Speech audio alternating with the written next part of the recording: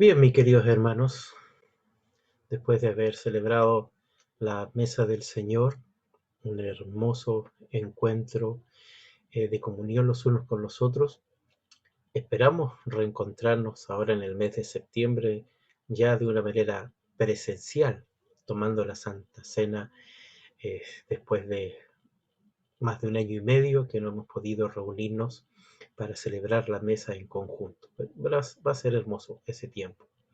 Bienvenidos hermanos a compartir la palabra del Señor después de haber adorado y haber obedecido a los mandamientos de nuestro Señor Jesucristo. Vamos a orar a nuestro Padre Celestial pidiendo su dirección a través de la Escritura, porque para eso nos encontramos atentos en estos momentos. Oremos a nuestro Padre Celestial. Señor, nos acercamos delante de ti con fe, obedeciendo tu palabra.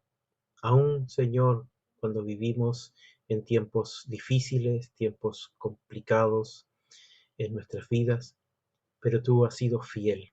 Tu palabra no ha fallado, no ha dejado de cumplirse y alabamos tu nombre cada vez que vemos, Señor, lo que tú nos has dicho, verse cumplir delante de nuestros ojos. Gracias, Señor. Queremos estudiar tu palabra, queremos reflexionar en ella, aprender y también obedecer, amado Dios. Bendice a mis hermanos en sus hogares. En tu nombre, amado Jesús. Amén. Amados, estamos estudiando las escrituras de distintos personajes y sus decisiones. Hoy vamos a seguir en una segunda parte hablando de un importante personaje que vimos la semana pasada.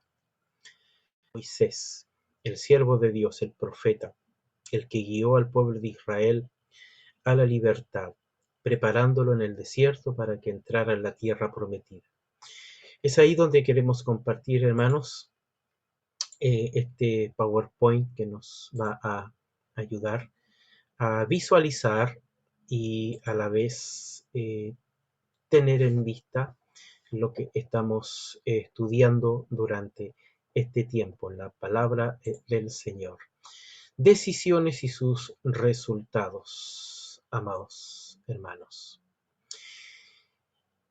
Hay distintas eh, elecciones que nos muestra la vida cristiana. Hay distintos momentos, como hay distintos caminos que tenemos que tomar en la vida. Y son situaciones sumamente importantes. Por eso cuando hablamos de decisiones y sus resultados, nos llevan a eso mismo, hermanos, a ver que necesitamos elegir correctamente. Bueno, dentro de lo que nos muestra en esta introducción, que en la Biblia encontramos varias decisiones que marcaron el futuro de sus protagonistas. Algunas de estas decisiones fueron para bendición y otras fueron para perjuicio personal, familiar y nacional, como hemos estado estudiando varios personajes ya. Investigaremos varias de estas decisiones para comprender que el decidir correctamente está ligado a la fe potencial que tenemos con nuestro Dios. Una foto satelital de lo que nos muestra la Tierra bíblica. Podemos reconocer aquí algunas cosas muy generales. Al fondo, el mar Mediterráneo. Aquí abajo encontramos el Mar Rojo con dos golfos, el Golfo de Suez y el Golfo de Aqaba. Al fondo encontramos el Mar Muerto, más arriba el Mar de Galilea. Aquí en este sector se reconoce como la tierra de Gosén, el sector fértil donde Israel vivió por más de 400 años, el río Nilo. Y encontramos en este sector lo que se conoce hoy como la península del Sinaí, aun cuando la referencia bíblica más precisa nos muestra que Sinaí no se encontraba en este sector, sino por los escritos mismos del apóstol Pablo, señalando ahí en Gálatas capítulo 4, versículo 26, que el monte Sinaí se encontraba en Arabia, no precisamente en este sector que nosotros conocemos que es parte de Egipto. En la tierra de Madián que es en este sector, muy probablemente se encontraba o se encuentra el monte Sinaí. Es muy probable que en este sector haya sido el cruce. Bueno, hay mucha investigación en cuanto a esto. Más arriba hacia el sur encontramos lo que es la tierra prometida del pueblo de Israel, donde Moisés llevó hacia su pueblo. Y vamos a ver una de las decisiones de parte de Dios, que a Moisés no se le permitió ingresar a la tierra prometida eh, por un pecado que Moisés cometió, algo que vamos a ver en un momento más. Parte de lo que podemos ver en una imagen general de lo que es la tierra bíblica. Ahora vamos a ver a este personaje. Vamos a ver Moisés. A Moisés y sus decisiones, segunda parte. Cuán importante es estudiar la vida de los personajes bíblicos, porque en muchos casos nosotros nos asemejamos por las circunstancias que ellos vivieron, que pasaron, tanto sus aciertos como también sus equivocaciones. Nos enseña. Todas las cosas que se escribieron antes se escribieron para nuestra enseñanza, decía el apóstol Pablo. Y es verdad, tenemos que estar atentos a lo que está escrito dentro de la palabra de Dios. Vamos a ver tres aspectos de la vida de Moisés. Vamos a ir uno a uno, viendo algunas de las decisiones que Moisés tuvo que tomar al elegir una de estas partes importantes en su vida. Una de ellas, hermanos, es algo que quiero compartir con ustedes, es lo que viene como esta pregunta. ¿Una nueva nación de Moisés? A Moisés se le dio la oportunidad de que él y su descendencia crearan una nueva nación. Dios le ofreció a Moisés el ser una nación nueva, ya no por Israel. ¿Y por qué?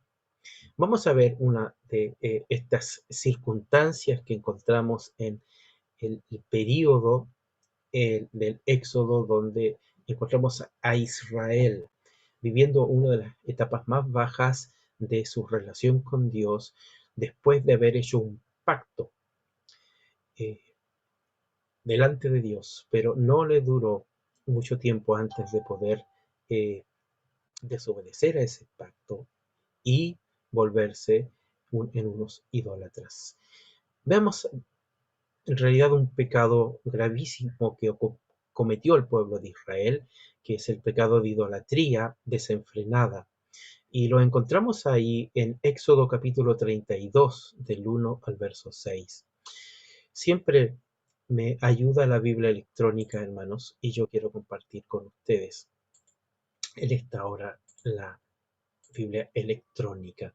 Encontramos aquí en Éxodo 32. Vamos a ver algunos textos bíblicos aquí, del verso 1 al verso 6. Viendo el pueblo que Moisés tardaba al descender del monte, se acercaron entonces a Aarón y le dijeron: Levántate y haznos dioses que vayan delante de nosotros, porque a este Moisés, el varón que nos sacó de la tierra de Egipto, no sabemos qué le haya acontecido. Y Aarón les dijo: Apartad los zarcillos de oro que están en las orejas de vuestras mujeres y de vuestros hijos, de vuestras hijas, y traédmelos. Entonces todo el pueblo apartó los zarcillos de oro que tenían sus orejas y los trajeron a Aarón. Y él los tomó de las manos de ellos y le dio forma con buril e hizo de ellos un becerro de fundición. Entonces dijeron: Israel, estos son tus dioses que te sacaron de la tierra de Egipto. Viendo esto, Aarón edificó un altar del becerro y pregonó Aarón y dijo: Mañana serán fiestas para Jehová. Y al día siguiente madrugaron y ofrecieron holocaustos y presentaron ofrendas de paz, y se sentó el pueblo a comer y a beber, y se levantó a regocijarse. El pueblo de Israel, después de haber hecho un pacto de consagración de que tendrían solamente un solo Dios, se volvió a la idolatría.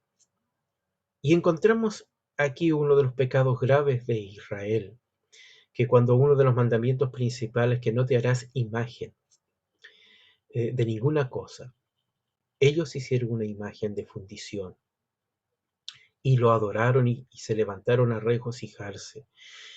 Eso ocasionó, obviamente, el desagrado de Dios cuando el mismo Dios estaba conversando con Moisés mientras se preparaban las tablas de la ley arriba en el monte Sinaí.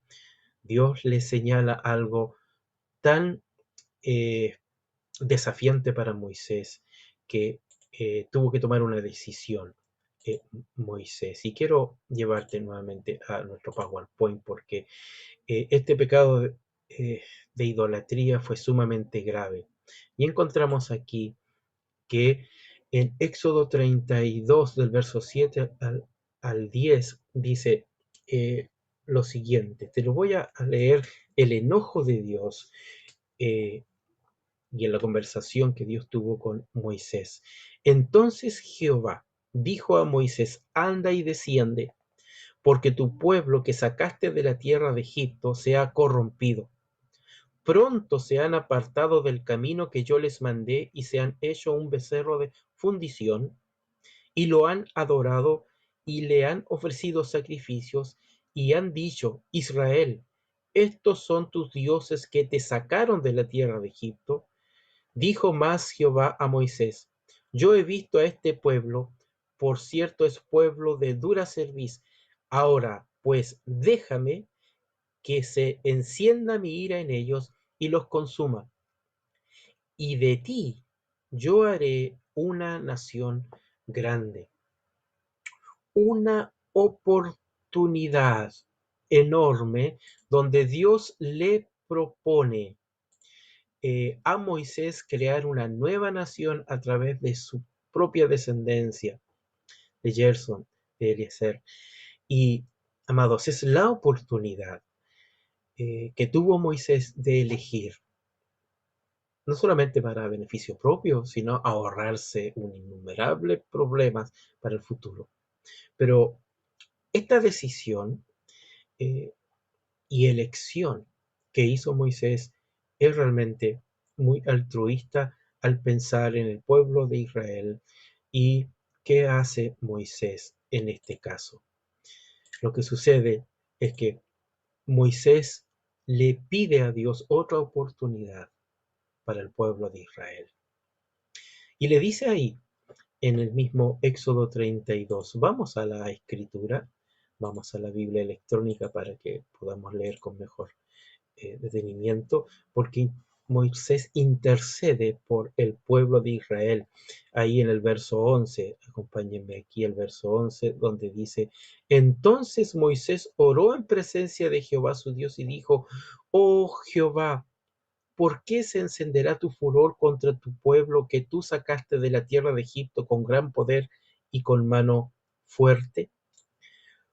¿Por qué han de hablar los egipcios diciendo, para mal los sacó, para maltratarlos en los montes y para raerlos sobre la faz de la tierra?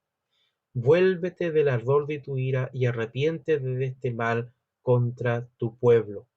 Acuérdate de Abraham, de Isaac, de Israel, tus siervos, los cuales has jurado por ti mismo y les has dicho, yo multiplicaré vuestra descendencia como las estrellas del cielo y daré vuestra descendencia toda esta tierra de que he hablado y la tomarán por heredad para siempre.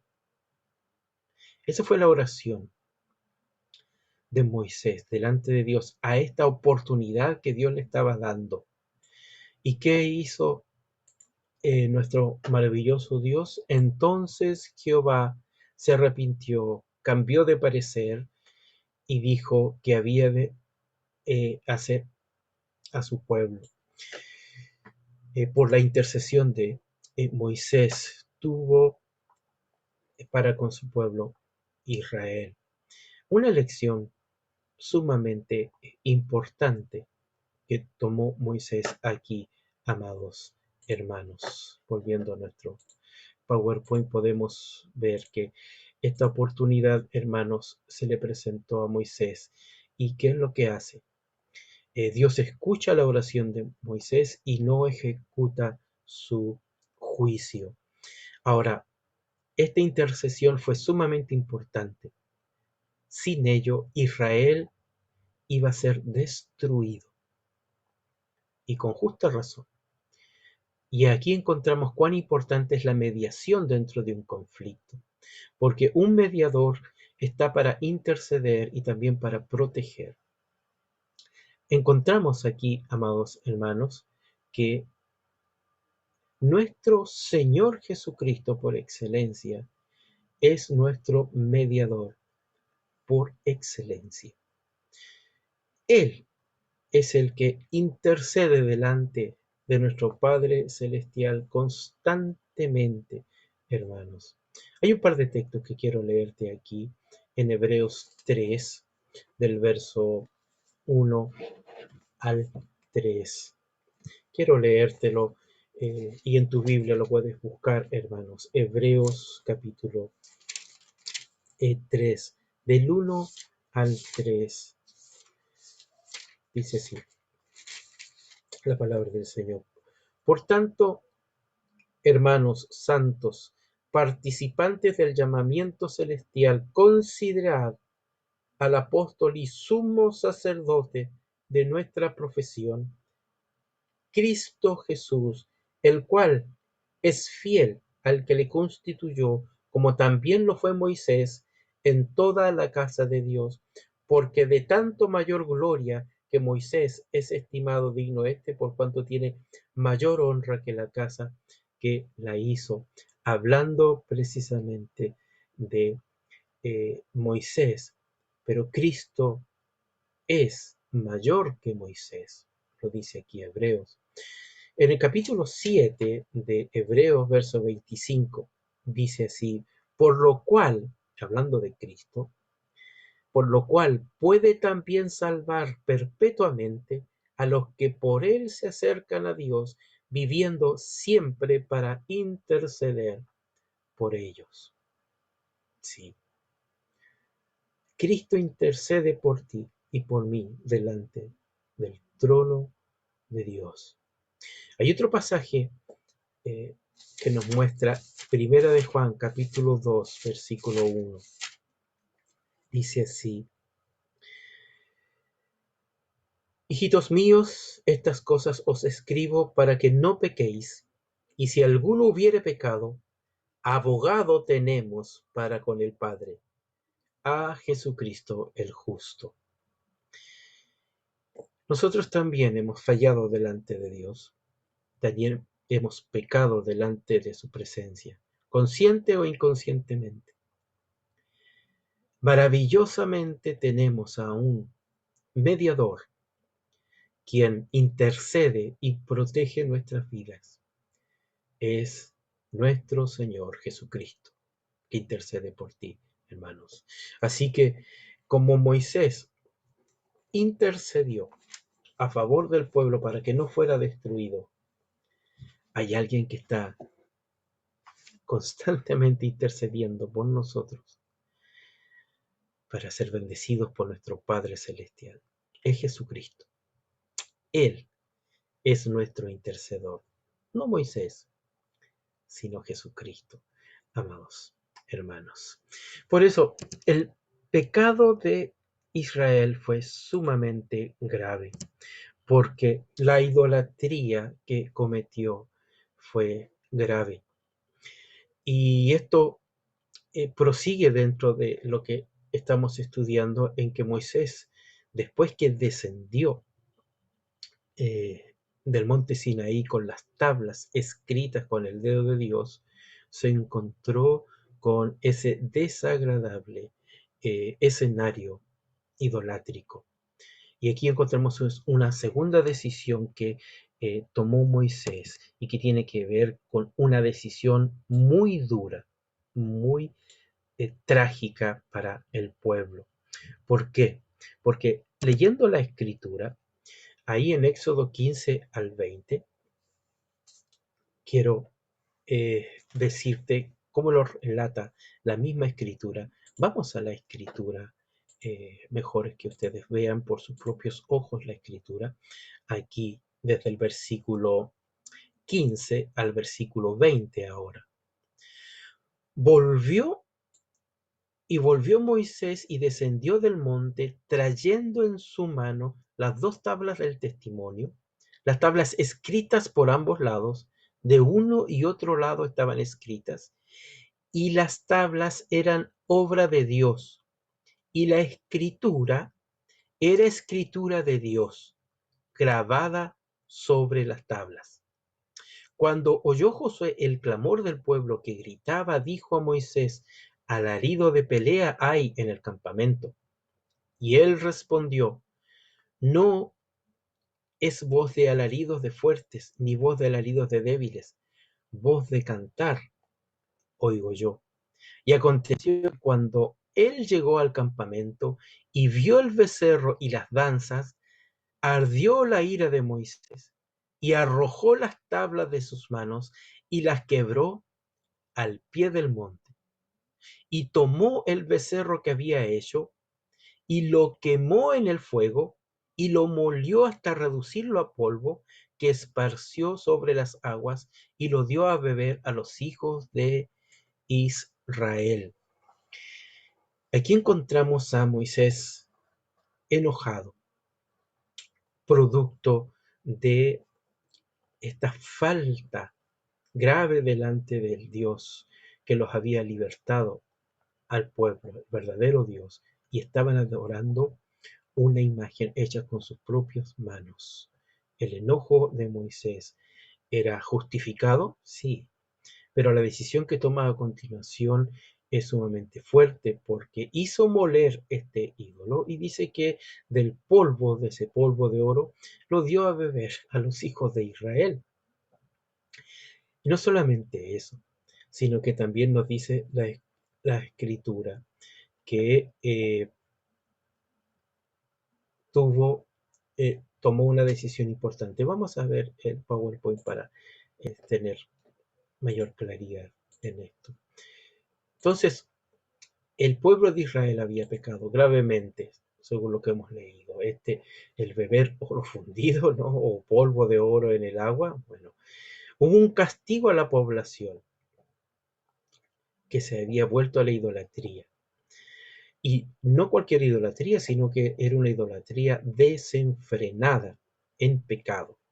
Es muy probable que hayan sido inmoralidades, como nos muestra el mismo Éxodo 32, 25, cuando dice: y viendo Moisés que el pueblo estaba desenfrenado, estaba totalmente entregado, extasiado, quizás por las danzas, por las bullas, por los tambores, por los gritos y también por algunas acciones inmorales que estaba cometiendo el pueblo, porque era lo que ellos habían visto y vivido también en Egipto.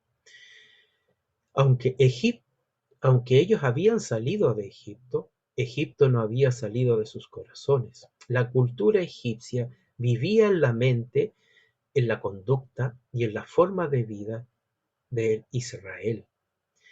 Esto era grave y tenía que tomarse una decisión importante, trágica y dura. Y es la decisión que toma Moisés, como hemos visto en las escrituras, hermanos. Es una decisión eh, difícil de tomar para algunos, pero él la tomó. Fue demasiado duro el castigo.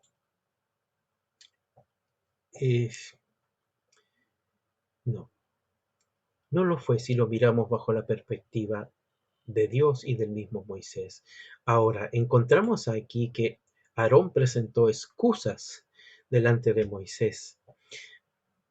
Es sabido cómo le responde, porque el mismo capítulo 32, verso 21, te lo voy a leer.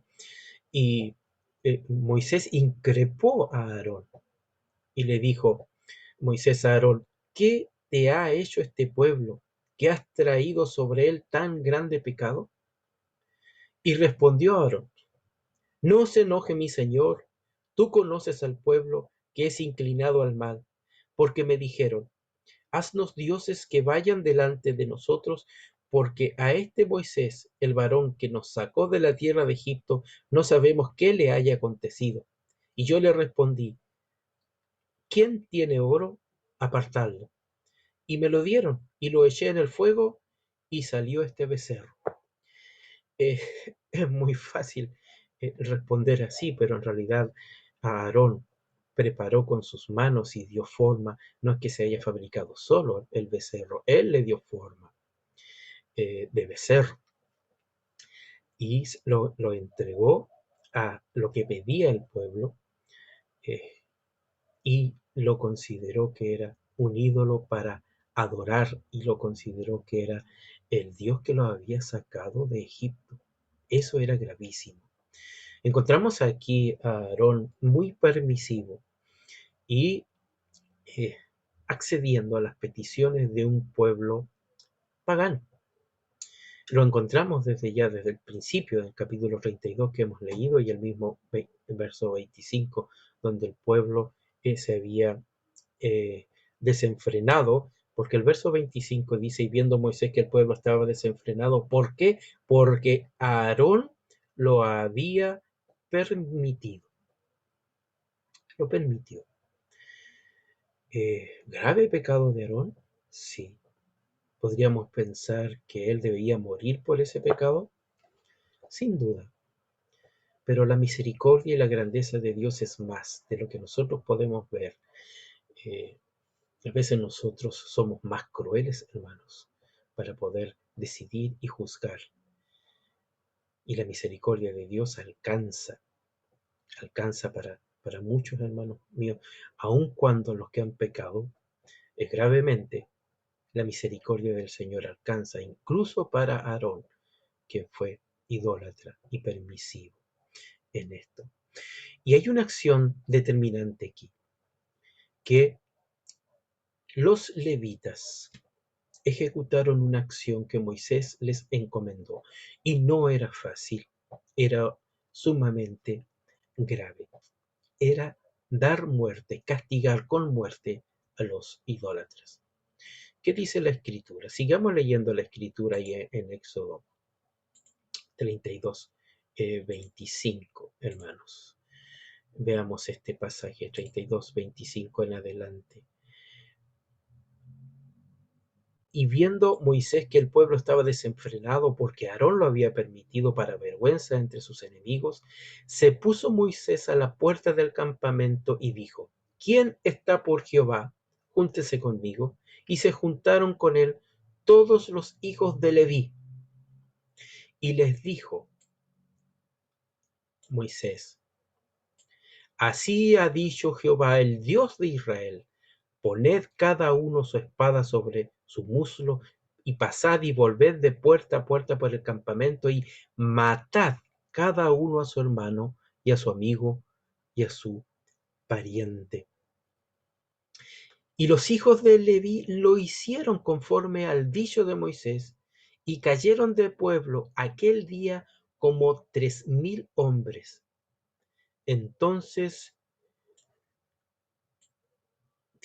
Moisés dijo: hoy os habéis consagrado a Jehová, pues cada uno se ha consagrado en su hijo y en su hermano, para que él dé bendición hoy sobre vosotros.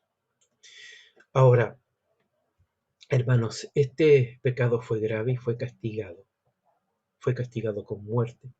Todos aquellos que estaban desenfrenados, todos aquellos que no tenían intención de parar con esta idolatría.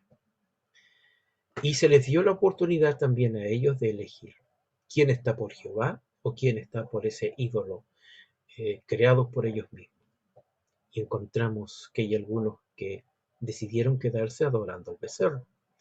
Pero la tribu de Leví fue el brazo armado de Moisés y la parte ejecutoria de Dios para castigar a todos aquellos que habían pecado de esa manera delante de Dios. Tenía que erradicarse de una manera tajante la idolatría y dar un precedente para Israel que la idolatría se castigaba gravemente, duramente. Y así ocurrió. Y los levitas fueron obedientes en esta acción, amados hermanos. Fue una decisión sumamente difícil aparentemente para Moisés, pero la ejecutó, y aun cuando hubo muerte y sangre derramada, fue la justicia de Dios sobre el pecado. Triste escena es la que encontramos en este relato bíblico, hermanos amados, del pueblo de Israel. Pero veamos otra cosa también. Vamos a ver otra situación en la cual Moisés ahora se ve involucrado directamente en una decisión en que él en su momento estaba sumamente enojado, y esto le dio como resultado el quedar fuera de la tierra prometida. Una mala elección, una mala determinación. Podemos ver algunas cosas aquí, hermanos míos. Se le conoce como las aguas de la rencilla. Eh, el día de hoy se han encontrado algunos lugares ahí cerca de la tierra de Madián, donde se cree que es el monte Sinaí, de manera más escritural, algunas rocas que en su momento pudo haber fluido agua en abundancia. Algunos han sacado algunas rocas sumamente interesantes, que esta roca que vemos a continuación pudo haber sido esa roca por donde haya salido esa agua, muy cerca del monte Sinaí. No lo sabemos, pero encontramos aquí algunas evidencias de un hecho sobrenatural que ocurrió en el desierto hace mucho tiempo atrás. Pero veamos también qué sucede aquí. ¿La gloria de quién es? La gloria es de Moisés, en que ha hecho grandes hazañas sobrenaturales sobre el pueblo. Era algo que tenía que dar muy, muy claro al pueblo de Israel. Y vamos a ver algunas situaciones aquí, hermanos, en un relato que eh, encontramos aquí en Números ahora.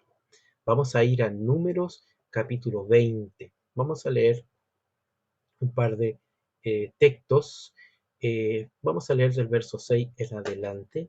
Acompáñenme a la Biblia electrónica. Tú puedes tener tu Biblia allí. A Números capítulo 20. Números capítulo 20. Hay dos relatos que nos muestra la escritura. En Éxodo 17 también encontramos al pueblo teniendo sed y le reclama también a Moisés por agua. Y es parecido el hecho cuando Moisés le habla y golpea la peña y sale agua. Es lo que conoce la peña de Oreb. Pero este es otro relato más adelantado, donde el pueblo de Israel ya ha avanzado un buen tiempo en el desierto, y en Números capítulo 20 nos habla de este relato de las aguas de Meriba, o las aguas de las rencillas. Entonces, porque el pueblo comenzó a quejarse porque no tenían agua, como dice Números capítulo 20, eh, porque no había agua para la congregación, se juntaron contra Moisés y Aarón, y el pueblo contra Moisés diciendo, y habló el pueblo contra Moisés diciendo: ojalá hubiéramos muerto cuando perecieron nuestros hermanos delante de Jehová. ¿Por qué hiciste venir a la congregación de Jehová a este desierto para que muramos aquí nosotros y nuestras bestias? Dicen ellos. ¿Y por qué nos has hecho subir de Egipto para traernos este mal lugar? No es lugar de sementera y de higueras y de viña ni de granadas, ni aun de agua para beber. El pueblo comenzó a quejarse con el liderazgo porque no tenían agua. Entonces dice el verso 6 en adelante. Te lo voy a leer todo el contexto, porque esto va a ser determinante para el futuro de Moisés. Y se fueron Moisés y Aarón delante de la congregación a la puerta del tabernáculo de reunión, y se postraron sobre sus rostros, y la gloria de Jehová apareció sobre ellos. Y habló Jehová a Moisés diciendo: Toma la vara y reúne la congregación, tú y Aarón tu hermano, y hablad a la peña a la vista de ellos, y ella dará su agua, y les sacarás agua de la peña, y darás de beber a la congregación y sus bestias. Entonces Moisés tomó la vara de delante de Jehová, como él les mandó. Y reunieron Moisés y Aarón a la congregación de delante de la peña, y les dijo: Oíd ahora, rebeldes, ¿os hemos de hacer salir aguas de esta peña? Entonces alzó Moisés su mano y golpeó la peña con su vara 2 veces, y salieron muchas aguas, y bebió la congregación y sus bestias. Y Jehová dijo a Moisés y a Aarón: Por cuanto no creísteis en mí, para santificarme delante de los hijos de Israel, por tanto, no meteréis esta congregación en la tierra que yo les he dado. Por este pecado, por esta acción de Moisés y de Aarón, se perdieron el privilegio de ingresar a la tierra prometida. Amados, hay tantas lecciones que podemos aquí aprender en esto, porque siempre los que sirven al Señor estamos expuestos a ser criticados, a ser ofendidos, y quejas pueden recibirse por estar sirviendo al Señor. Ahora, amados, hay distintas actitudes que podríamos tomar: quejarnos y actuar con ira. Y en muchos casos se ha hecho, hermano, y eso ha traído consecuencias también negativas y perjudiciales para la iglesia, para la congregación, donde se han dividido iglesias producto de malas decisiones o por actuar con ira, y ha sido catastrófico también los mal testimonios que han quedado con eso. ¿Qué nos muestra la palabra del Señor? Que Moisés tenía que obedecer con precisión a lo que Dios le estaba diciendo.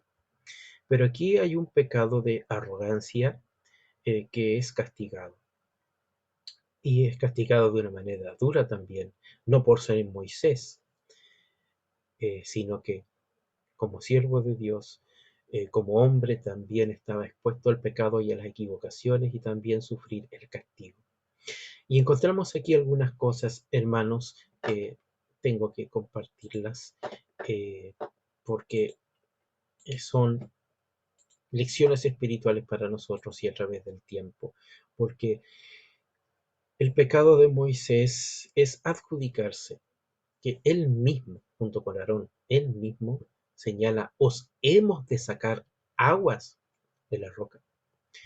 Y cuando nos muestra esta escritura que se le denomina Moisés y las aguas de las rencillas, porque hubo una contradicción aquí, no solamente con el pueblo de Israel, sino también con lo que Dios había dicho, porque hubo un pecado de arrogancia de Moisés y de Aarón, de adjudicarse algo que no estaba en poder humano hacerlo.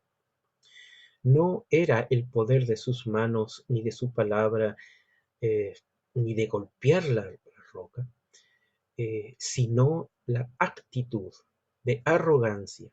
¿Os hemos de sacar agua? Nosotros les daremos agua. Ellos estaban diciendo eso con su actitud: nosotros les daremos agua, miren lo que haremos. Y en realidad era Dios quien les estaba dando agua, brotando agua de la roca. Era Dios, no ellos.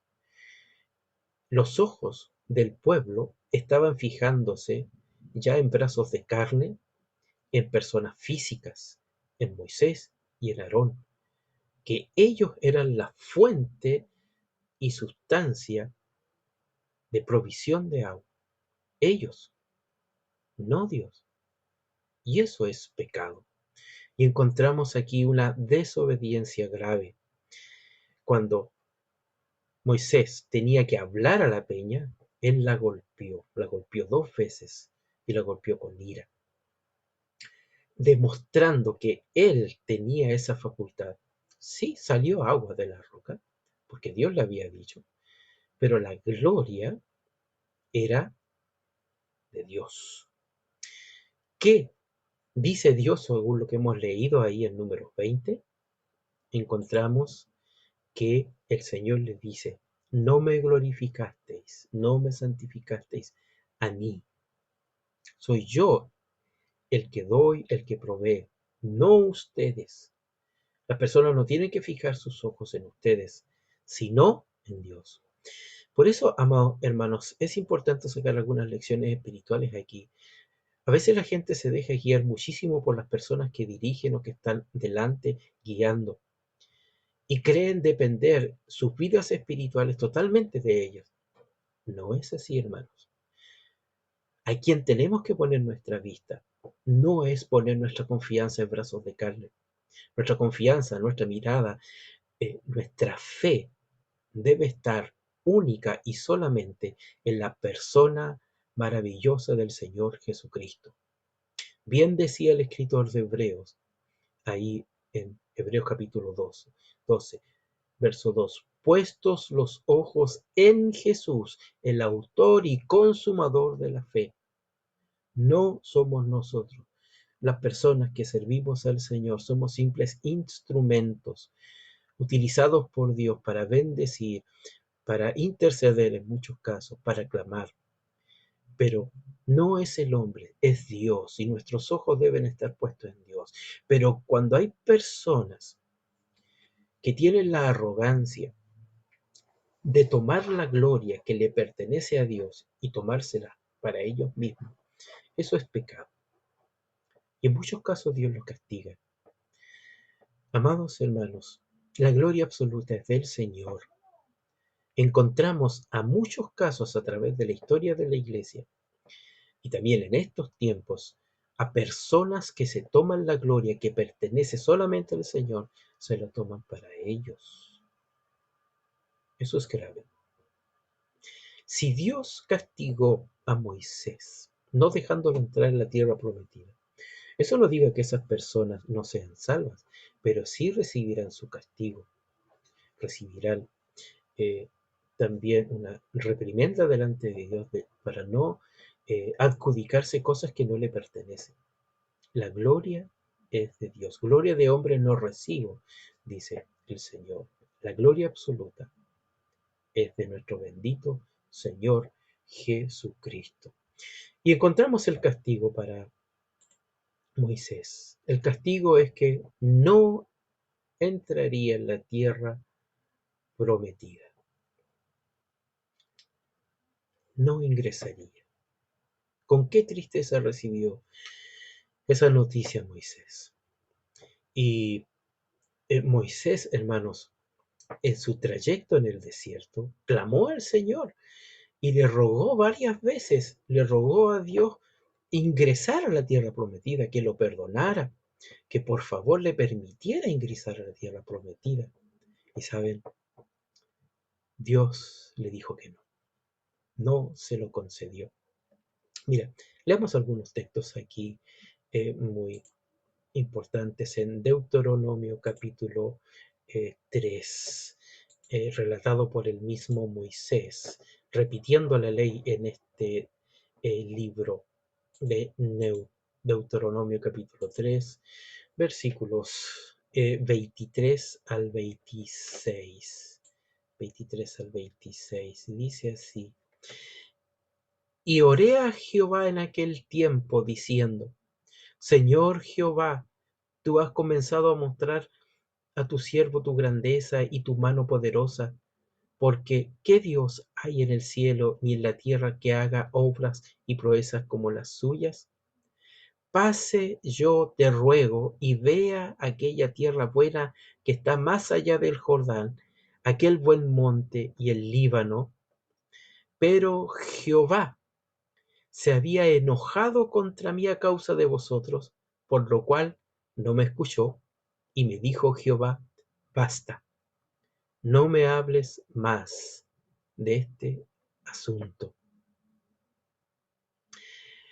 Dios no le permitió ingresar a la tierra prometida. Sí, de una manera física le dice lo siguiente, ahí en el mismo Deuteronomio 3:27, sube a la cumbre del Pisga y alza tus ojos al oeste y al norte y al sur y al este, y mira con tus propios ojos, porque no pasarás el Jordán. Se lo dijo Dios a Moisés. Moisés no pudo ingresar a la tierra prometida. Pese a todo eso, amados hermanos, encontramos una bondad de parte de Dios para con su siervo Moisés. ¿En qué sentido, hermanos? Porque eh, para con su siervo Moisés Dios fue bueno. Y aunque el dictamen de Dios fue prohibirle el ingreso a la tierra prometida, Dios le concede en otro estado, entre comillas, no en el físico, pero sí en el espiritual, visitar la tierra prometida. Y en el Nuevo Testamento, unos 1000 años más adelante dentro de la historia bíblica, en el Nuevo Testamento encontramos a Moisés en tierra prometida, en un estado espiritual. Quiero leerte dos pasajes aquí que nos habla del monte de la transfiguración. No aparece el nombre aquí del nombre Tabor, pero que se cree que por ser el monte más alto, que está cerca de Capernaum, cerca del mar de Galilea, cerca de Nazaret incluso, es uno de los montes más altos, se cree que ahí fue el monte de la transfiguración, donde apareció Elías y Moisés con Jesús para ver los últimos días de sacrificio de Cristo en la cruz en Jerusalén. Vamos a leerlo textualmente. Quiero buscarte aquí en la escritura, en Mateo capítulo 17, versículo 2. Déjame leértelo, hermanos. Eh, Esta revelación de Moisés en la tierra prometida, pero ya en el estado espiritual. Miren lo que Dios le concedió. 17:2, 17:1 en adelante dice: 6 días después Jesús tomó a Pedro y a Jacobo y a Juan y su hermano y los llevó aparte a un monte alto. Ese monte alto se cree que es el monte Tabor. Y se transfiguró delante de ellos, y resplandeció su rostro como el sol, y sus vestidos se hicieron blancos como la luz. Y he aquí, dice el verso 3, les aparecieron Moisés y Elías hablando con él. ¿Moisés en tierra prometida? Sí. Nuestro Dios le concedió a Moisés estar en la tierra prometida, pero un estado espiritual. El mismo relato lo dice el mismo Marcos, capítulo 9, versículo 2. Lo señalan los evangelios en este aspecto, hermanos míos. Una hermosa oportunidad. Ahora, entendamos una cosa también, que al final de los días de Moisés, al morir, después de ver desde el monte la tierra prometida, Dios lo sepultó. Y nadie sabe hasta ahora el lugar de sepultación de su cuerpo, porque Dios lo escondió. Y encontramos en el Nuevo Testamento un relato bastante interesante que tenemos que verlo, porque se refiere a Moisés y su cuerpo. Encontramos que el cuerpo de Moisés estaba siendo disputado por Satanás. Satanás quería el cuerpo físico de Moisés con un propósito. ¿Por qué? ¿Qué nos dice la Escritura? ¿Qué nos dice el mismo Judas? Este no es el Judas Iscariote que conocemos nosotros. Este es otro Judas que muy probablemente fue el hermano sanguíneo del Señor quien escribió eh, esta carta. Pero veamos aquí la escritura en Judas, en el Nuevo Testamento.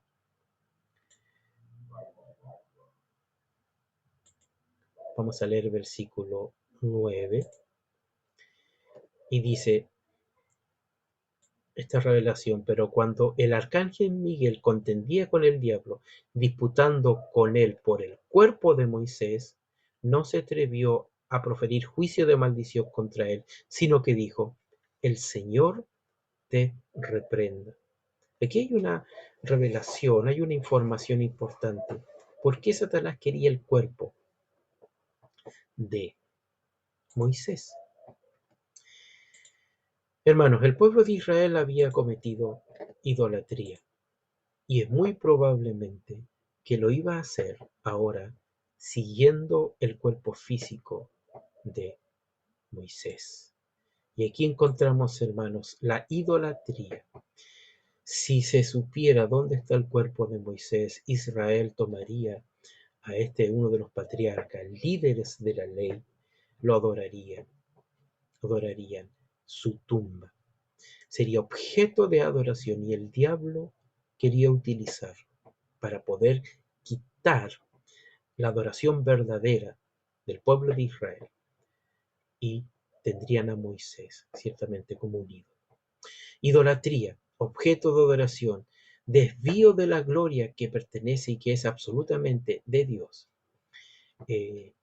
no hacia los hombres, es hacia Dios, debe ser la gloria y honra de nuestro Dios, no hacia los hombres. Por eso el Señor quiso ocultar el cuerpo de Moisés. Entonces, en todo esto, amados hermanos, encontramos que dentro de la historia de Israel, encontramos a este hombre, siervo de Dios, con sus decisiones. Algo de las lecciones espirituales que podemos aprender ahora es, hermanos, que el ser intermediarios ante los conflictos trae muchos beneficios. Perdón, misericordia, como nos dice 1 Pedro 4:8, cuando dice que el amor cubrirá multitud de pecados. Y hay que rescatar a aquellos que están perdidos, convencerlos, a otros salvad y convencerlos, ¿cierto? Dice el mismo Judas, para eh, predicar y enseñarles e interceder por ellos, hermano. Y de alguna manera nosotros somos intercesores. ¿Cuántas personas vienen a nosotros, vecinos, amigos, conocidos, familiares, nos piden oración? Y de alguna manera nosotros estamos intercediendo por ellos. Y somos mediadores. Y clamamos al Señor por ellos, para que le conozcan. Y les predicamos el Evangelio, para que ellos confíen en Cristo como Señor y Salvador de sus vidas, y que dependan del Señor. A la vez, amados hermanos, debemos entender que la idolatría delante de Dios se castiga. Sí. Hay muchos becerros en el corazón de muchos creyentes hoy que deben ser erradicados, y también de una manera más enérgica. Cuando dice: haced morir lo terrenal en vosotros, principalmente, que es idolatría. ¿Qué nos dice textualmente Colosenses 3:5? Te lo voy a leer, hermano. Estamos ya terminando. Cuando le dice Colosenses 3:5: haced morir pues lo terrenal en vosotros, fornicación, impureza, pasiones desordenadas, malos deseos y avaricia, que es idolatría. Sí, eso es pecado de idolatría. Tiene que ser erradicado. Lo dice también 1 Corintios 10:13. Huid de la idolatría. Nos muestra el mismo escritor. Entonces, amados hermanos, la arrogancia a la vez delante de Dios no es buena. Va a traer perjuicio y castigo, incluso si somos creyentes. Debemos glorificar en todo a nuestro Dios. Las cosas que son de nuestro Dios son las glorias para Él, no para nosotros. Por eso debemos honrarle a Él.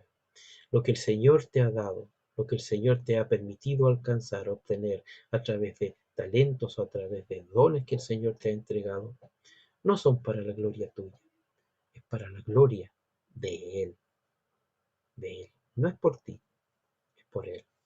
Amado, que el Señor te dé entendimiento en todo, hermano, Que el Señor bendiga tu vida y te enseñe y nos enseñe a elegir y a decidir con sabiduría, con inteligencia, hacia Dios, en obediencia, creerle a Él.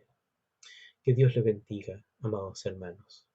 Nos mantenemos en contacto.